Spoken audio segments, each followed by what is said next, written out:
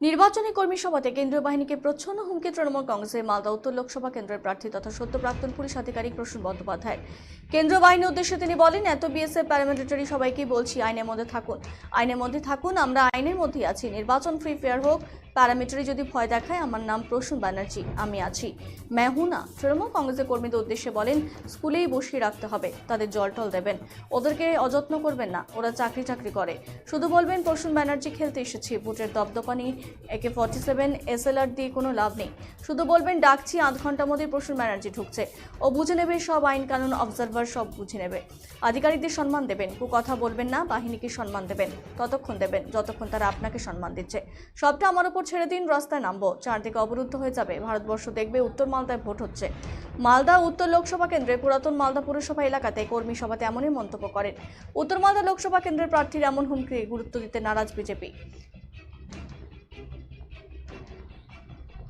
একটা লোক আছে, এ তো বিএসএফ প্যারামিলিটারি সবাইকে শুধু একটাই কথা বলছে, আপনি আইনের মধ্যে থাকুন, আমরাও আইনের মধ্যে আছি। নির্বাচন শান্তিপূর্ণ হোক, ফ্রি ফেয়ার হোক, প্যারামিলিটারি যদি ভয় দেখায়, আমার নাম প্রসূন ব্যানার্জি, না। দেখুন না, নির্বাচন সদনকে বসে রাখতে হবে এখানে, এই স্কুলেই ভালো করে জল টল মা ওদের আপনারা দিয়ে দেবেন, ওদেরকে কোনো অযত্ন করবেন না, ওরাও চাকরি করে, কোনো যত্ন করবেন না। শুধু বলবেন প্রসূন ব্যানার্জি খেলতে এসছে, বুটের দপদপানি AK-47 SLR দিয়ে কিছু লাভ নেই। ডাকছি ঢুকবে আধ ঘন্টার মধ্যে, বুঝে নেবে, সব গ্রেনেড বুঝে নেবে, আইন কানুন অবজারভার বুঝে নেবে। সবাইকে সম্মান দেবেন, প্রতিপক্ষকে সম্মান দেবেন, কথা বলবেন না। আধিকারিকদের সম্মান দেবেন, ফোর্সকে সম্মান ততক্ষণ দেবেন যতক্ষণ সে আপনাকে সম্মান দিচ্ছে, আপনার গণতান্ত্রিক অধিকারে হাত দিচ্ছে না।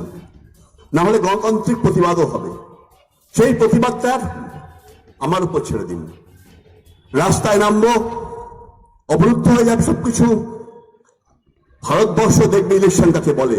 ওল মালদাকে সারাদিন গ্রহণ করতে হবে, তাহলে মাঠে প্রসূন ব্যানার্জি, একদিকে সমর্থ, একদিকে রহিম বক্সি, খেলা হবে। যে হুমকি দিয়েছে তৃণমূলের প্রার্থী, তার কাছে এটাই প্রত্যাশিত। তার দীর্ঘ কর্মজীবন আমরা দেখেছি মালদা জেলাতেও কেটেছে, আর তার কর্মজীবনে তিনি যেভাবে দলীয় রাজনীতির মানে দলদাসের মতো কাজ করেছেন, সরকারি পদে থাকার পরে, সরকারি উচ্চ পদে থাকার পরেও করেছেন।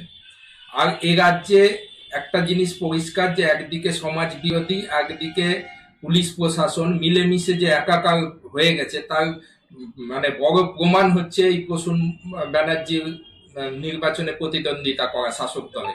এটা আমরা আগেও জানতাম যে শাসক দলের সাথে তার সরাসরি যোগাযোগ, অথচ সরকারি পদে থেকে তিনি তার পদের অপব্যবহার, ক্ষমতার অপব্যবহার তিনি করেছেন।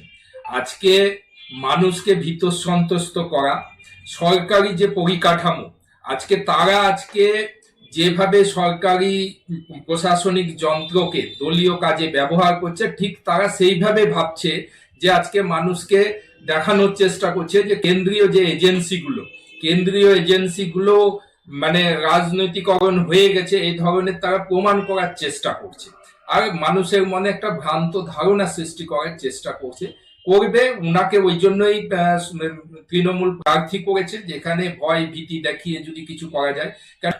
তো ভোটটা লোকসভার ভোট, আর স্বাভাবিকভাবে কেন্দ্রীয় নির্বাচন কমিশন বিগত দিনেও সুষ্ঠু নির্বাচন তারা করেছে। তারা